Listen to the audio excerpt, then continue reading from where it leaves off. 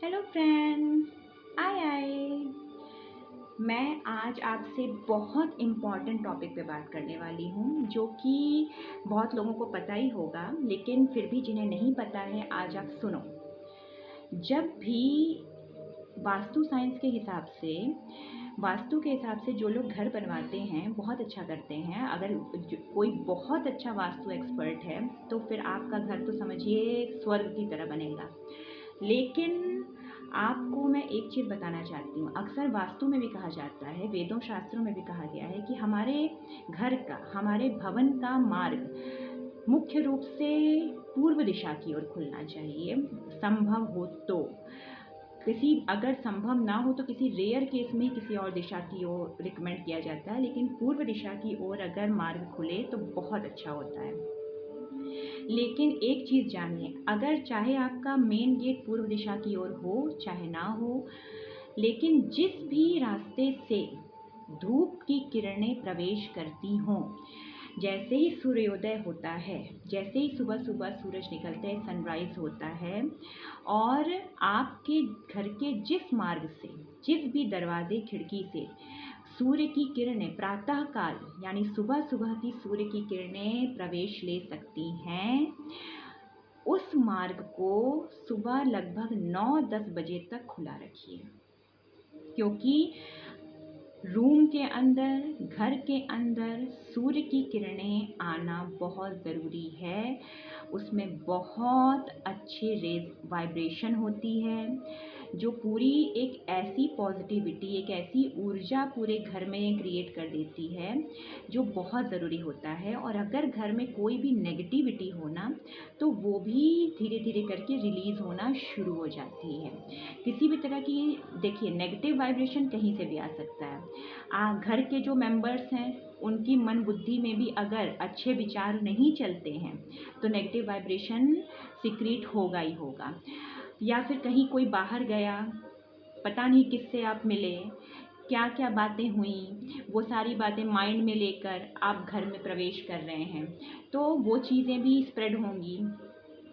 और साथ ही कभी कभी कोई ऐसे मेहमान भी आ जाते हैं जिनकी वाइब्स बहुत अच्छी नहीं होती हैं, जिनका ऑरा बहुत क्लियर नहीं होता, उनके अंदर हमारे लिए कुछ जेलस फैक्टर हो, कोई द्वेष हो। फॉर्मेलिटी में तो हाँ जी नमस्ते करते हैं, लेकिन कभी कभी उनके किसी के अंदर अगर द्वेष है, तो मिलने आते भी हैं तो हमारा घर देखकर, हमारा ठाट बाट देखकर, हमारा रहन सहन देखकर कहीं ना कहीं मन ही मन द्वेष क्रिएट कर देते हैं, तो वो वाइब्रेशन भी घर में फैल जाती है। और कभी कभी ऑटोमेटिकली वाइब्रेशन सूक्ष्म रूप से आ जाती है, या फिर आपसे अगर कोई जेलस करता है और आपके ऊपर ऑकल्ट एक्टिविटी अप्लाई कर दे, यानी कि तंत्र मंत्र कर दे, तो वो वाइब्रेशन भी आ जाती है। तो इसीलिए धूप की किरणें घर में आना, यानी सूर्य की किरणें, धूप घर में आना बहुत ज़रूरी है। तो अगर आपका मेन डोर पूर्व दिशा की ओर है, तब तो सो गुड। लेकिन अगर पूर्व दिशा की ओर ना भी हो, तो भी कोशिश करिए कि जिस भी मार्ग से आपके घर में धूप आ सकता है, सुबह सूर्योदय होने से लेकर 9-10 बजे तक, आप उस मार्ग को खुला रखिए। चाहे वो खिड़की हो, चाहे दरवाज़ा हो, चाहे झरोखा हो, रोशनदान हो, चाहे यानी वेंटिलेटर हो, चाहे जो, सॉरी वेंटिलेटर नहीं, क्रॉस वेंटिलेशन का जो भी माध्यम हो, उसे क्रिएट करिए और सूर्य की किरणों को, धूप की किरणों को घर में आने दीजिए। और अगर कोई घर में कोई ऐसा पर्सन हो जिसको कुछ ज़्यादा ही कुछ नेगेटिविटी हो, या फिर आपको डाउट है कि उसके ऊपर कोई ऑकल्ट एक्टिविटी की गई है, तो सूर्य देव, उसको कहिए कि वो रोज़ मॉर्निंग में उठकर सूर्य को नहाने के बाद स्नान करके अर्घ दे, और अर्घ देने के बाद थोड़ा सा जल बचा ले और उस जल को पी जाए। और साथ ही धूप में जल रखिए, और साथ ही उस जल को थोड़ा थोड़ा करके उस पर्सन को, जिसके ऊपर आपको लग रहा है कि कुछ नेगेटिव इफ़ेक्ट है या कोई ऑकल्ट एक्टिविटी की गई है, उसको पिलाना शुरू करिए। इन सब चीज़ों का आप मानिए बहुत इफ़ेक्ट पड़ता है, बहुत ज़्यादा इफ़ेक्ट पड़ता है। आप सोच भी नहीं सकते कि कितना गहरा इफ़ेक्ट है सूर्य की किरणें अल्ट्रा वायलेट रेजेस बहुत बहुत बहुत, और जो उसकी वाइब्रेशन सुबह सूर्योदय के बाद से लेकर 9, 10, 11 बजे तक जो वाइब्रेशन होती है सूर्य में, वो बहुत पावरफुल होती है। और दोपहर में जिस समय 11-12 बजे के करीब बहुत रेजेस बहुत स्ट्रॉन्ग हो जाती हैं, बहुत तेज़ हो जाती हैं, उसे उस समय बहुत ही कहते हैं कि एकदम उस समय सन एकदम हमारे टॉप पर होते हैं, हमारे सर के ऊपर, एकदम स्ट्रेट हमारे सर के ऊपर होते हैं। वो टाइम भी बहुत पावरफुल होता है।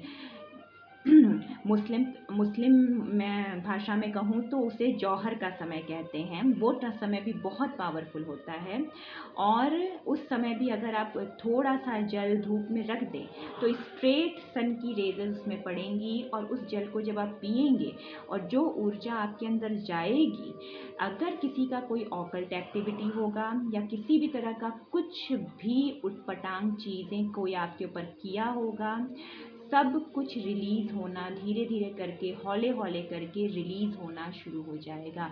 आपको पता भी नहीं है कि सन रेजेस में कितनी पावर है। केवल विटामिन डी ही नहीं है, उसमें और भी बहुत सी ऐसी वाइब्रेशन होती हैं जो हर तरह की बैक्टीरिया, इन्फेक्शन और नेगेटिविटी को रिलीज़ कर देती हैं। और आप एक चीज़ और कर सकते हैं, जैसे आप सूर्य की किरणों में कोई जल रखिए, और उसको, अब वो सूर्य की किरणों से 2-4 घंटे तक चार्ज हो गया, उसको फिर दिन भर आप रख दीजिए। सुबह के टाइम सूर्योदय होने से लेकर दिन भर आप जल रख दीजिए, और शाम के समय जो गोधूली वेला कहा जाता है, प्रदोष काल कहा जाता है, उस समय 4-5 बजे के करीब या 4 से 6 के बीच में आप अपने रूम में, अपने पूरे घर में, अपने पूरे छत पर पूरा उस जल को छिड़क दीजिए। आप जिसे मानते हो, जिसकी पूजा करते हो, उस इष्ट का नाम लेते हुए छिड़क दीजिए, या सूर्य देव को ही नमन करते हुए छिड़क दीजिए।